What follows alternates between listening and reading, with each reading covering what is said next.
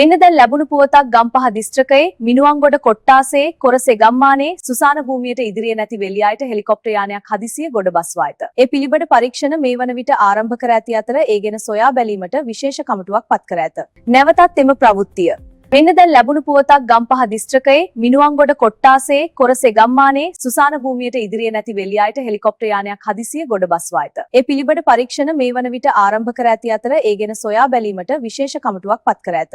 ඒ පිළිබඳව වැඩි විස්තර දැන ගැනීම සඳහා අපි සම්බන්ධ කරගන්නවා අප වාර්තාකරු ආයුබෝවන්. ආයුබෝවන් අපට ඔය සිද්ධිය සිදුව ස්ථානයේ දැනට සිදුවන පිළිබඳ වාර්තාවක් ලැබෙන තුරු අපි බලා සිටිනවා.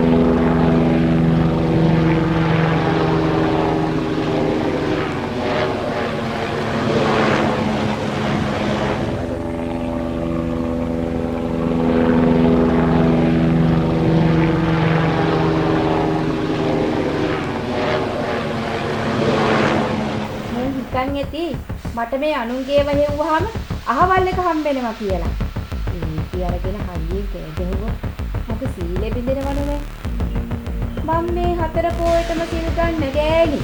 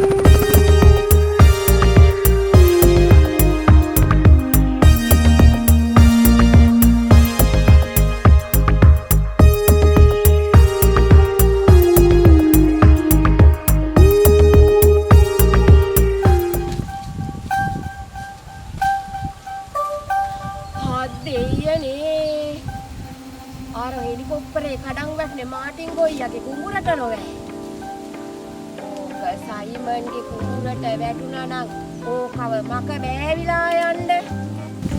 ඕකව හැඳි ගෑවිලා යන්න ඕනේ. දවසක් මං පොල් ගෙඩි 7-8ක් ගැහින්ද කියලා. ඕක මට බැන්න කියාංකෝ. හරියට පොල් ගස් ටික ඌ හිටෙව්වා වගේ. මම නොදන්න මේ ඕකගේ මහ එකානේ ඌවා හිටෙව්වේ. බලන්නකෝ උපාසක අම්මගේ කතාව. තාත්තා හිටවපු දේ පුතාට අයිති නැතිලු. උපාසක අම්මගේ කට තමා කට. අනේ අපේ මාටින් ගොයියා මගේ අස්පනා අපිට නොවේ. අයියෝ කොටි ගැහුවෝ අම්මෝ දෙයියනේ.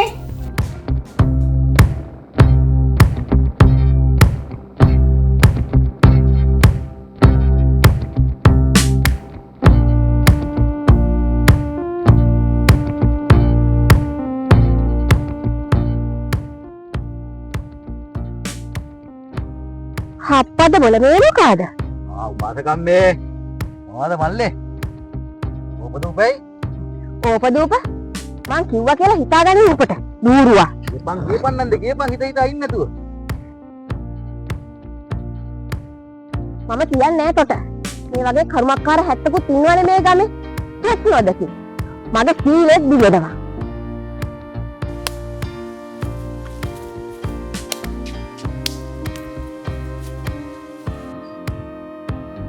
මේ කොළුවෝ මෙන්න මේ වරෙන්කෝ. මොකද මම මේ දැන් පන්සලේ ඉඳලා එන ගමන් හෙලිකොප්ටරයක් කඩාවන්නනේ මං ආන් අර කුඹුරට මාටියගේ. කොහොමද නන්ද හෙලිකොප්ටරයක් කඩාවන්නේ? මේ මෙහෙම ආවා හෙලිකොප්ටරේ පට ගාලා. මේ පැත්තෙන් ආවා බූස් ගාලා පුතාර එක. බූස් ගාලා කඩාගෙන මාටියගේ කොටි කුඹුරටම වැටුණා නේද? පුතාර එක දෙයියනේ මාටිය කුඹුර වපුර නෙවෙයි හිටියේ. අනේ අපේ මාටියා. පුතාර එකක් නෙමෙයි නන්දේ. පුතාර කොහෙන්ද මෙහෙ වැටෙන්නේ? පුතාර නෙමෙයි මෝටාර එකක්. ඒ මොකක් හරි කමන්නේ. මෝටාර එකෙන් ඉදිරියකුත් නෑන් නේද දැන්. දැන් අවුරුදු 15ක් විතර වෙනා යුද්ධ ඉවරලා. හුරු කියන්න එපා නන්දේ. දැන් ඒ වෙලාවේ මාටියා මිනේද හිටියේ? මම හරියටම දැක්කේ නෑ අද ඉන්නවද කියලා. ඒ වුණාට මේ දවස් ටිකේ මම ආතිය කුඹුරන හිටියේ වපුර. නැන්දේ එතකොට ඔය බොරු කියන කොටයි හේලම් කියන කොටයි ඉන්දිරින් නැද්ද? උඹලා එක්ක කතා කරනවට වඩා හොඳයි මගේ මේකට කිතුල් මලක අතුල්ල ගන්නවා.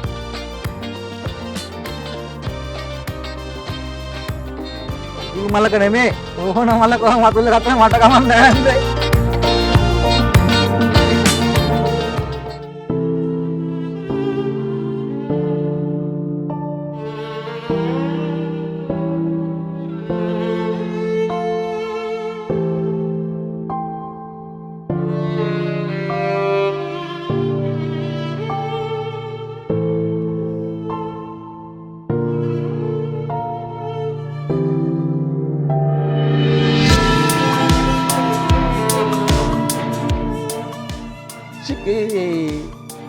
දත් මේ ලියල බැහැලා යනකොට මේ ගෑණි පුරිච්ච උනානේ. ෂේ. දැන් ඉතින් මේ ගමන යනවට වැඩිය හොඳයි නොමින් ඉන්න. සභාපති මහත්තයා බහැරක් යන ගමන්ද? පාසකම් මම මේ කඩපිලට යනවා මේ. හිතානිද්ද වෙනකොට ලොකු කාර්යයක් තියෙනවා. ඒ මොකද්ද ඒ? මම මේ පන්සලේ ගිහින් එනකොට අර මාටියාගේ කුඹුරට ඔව් හෙලිකොප්ටරයක් පතන වුණානේ. අනේ බොරුණු කියයින් දහන් පාසකම්මේ. ඉතින් මාටින් ගොයියා ඉවරටම ඉවරයි. අපොච්චි.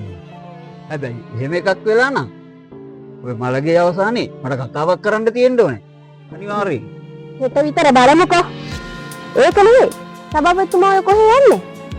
මේ උපාසකම්මේ කඩේට යනවා දිරි ටොපියක් කාලා එන්න කියලා. අපේ සභාපති මහත්තයෝ ඔය වයසට පැණි රහ ගන්න හොඳේ. මං වගේ මේ පිනක් දහමක් කරගෙන ඉන්න ඕන වයසනේ. ඔය පැණි රහ කාලා සුවර්ධ මොකලාද හැදුනොත් එහෙම අතපය කපලා මිසක් බේරෙන්න බෑනේ.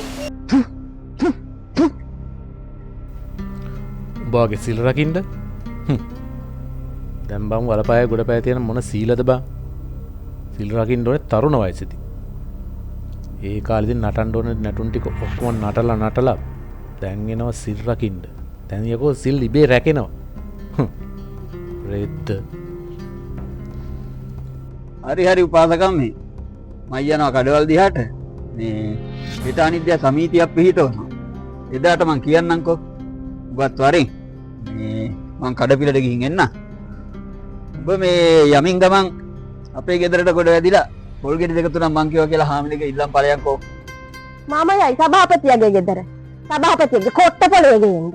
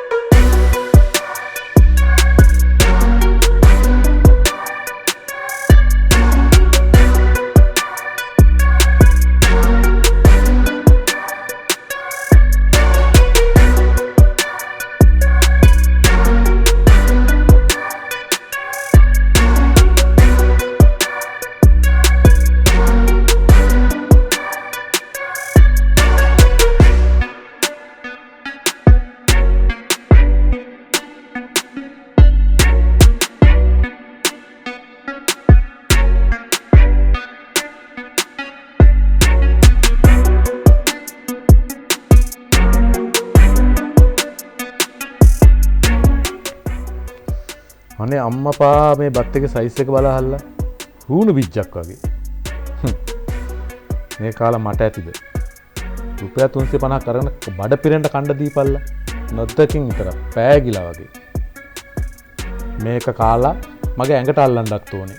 රෙන්ඩත් ඕනේ. මේ දෙකම කරන්න පුළුවන්ද බං මේ හූණු බිජ්ජෙන්? කොහෙද ඉතින්? ඊතර ගෑණියෙක් හිටියට කණ්ඩ දෙයක් හදනවා කියලා එක අතකින් හදන්න නැති එකත් හොඳයි. හැදුවත් බල්ලෙකුට කටේ තියන්න පුළුවන් අයියා. කර්මේ ගෑණි විදියට හරියනවා කියන්නේ ඕක තමයි. අපේ ගෑන්න ඉතින් ගෙදර තියෙන ඒවා කාලා බීලා ඔක්කොම ඉවර කරලා තින්නේ දැන්. බඩු මුට්ටු ටිකත් එක්ක. දැන්ට ඉතුරු වෙලා තියෙන්නේ වහලෙයි බිත්ති ටිකයි විතරයි. මේක නරක වෙන්න කලින් කන්න ඕනේ. නැත්නම් මේකත් නෑ.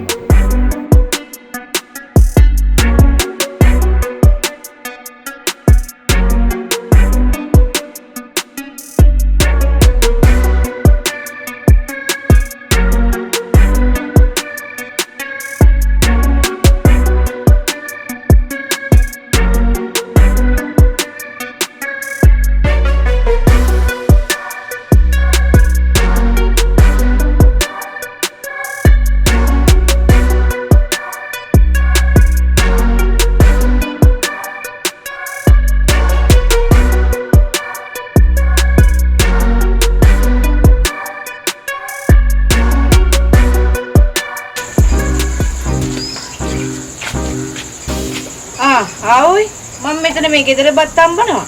තමුසේ මෙතන කඩෙන් ගෙනල්ලා කනවා. තමුසේ මාර මිනිස්සු තමයි. ඕක තමුසේ කනවා. කනවා තමයි. මං දවල්ට කාලා හිටියේ නැත්තම්. කොහෙද බත් කාලා ඉවරලා කට දානවට පාම්බාගේකුත් කෑවනේ. අනේ මේ කනවද? මෙන්න මේ බොම්බිලි කරවල ටිකක් තෙල් දාලා තිනවා. කනවා නම් කනවා ඔය බත් එකත් එක්ක. මට එපා තමුසේම කනවා. මන් දන්නා තමුසේ මොම්බිලි කරවල වල සුවඳ. බැඳපු දවසේ ඉඳන්.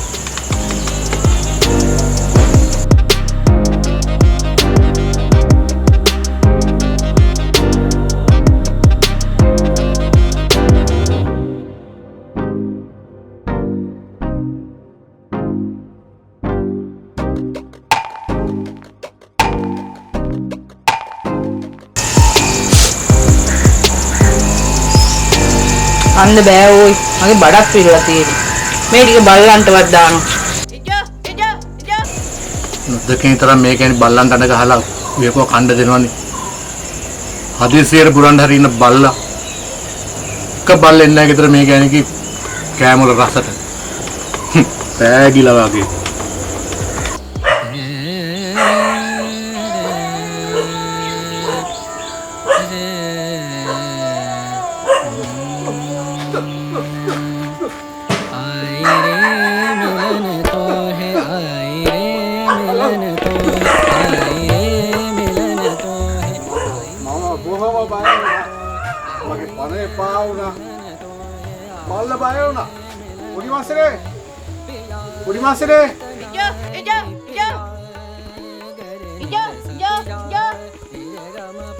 වරෙන් මම පිටිපස්සේ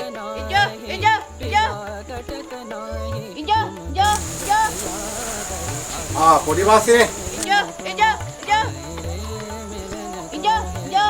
ලොකු මාසේ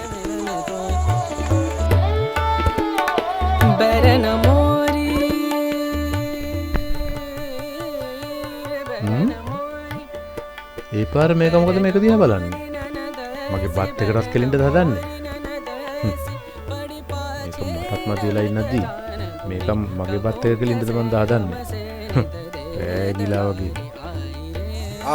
පොඩි වාසනේ. කාලද? මේ බත් ටික කනවද? කඩෙන් නේද කන්නේ? මොනවාද බං තියෙන්නේ? බණ්ඩක්කයි වට්ටක්ක මොනවාද බං ඔය? ඔබ කෑවකද බල්ලෙකුට?